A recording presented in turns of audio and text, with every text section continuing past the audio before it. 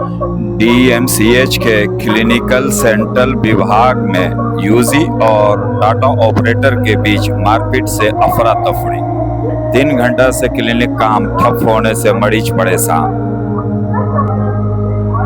Superintendent और थाना आने से मामला शांत हुआ।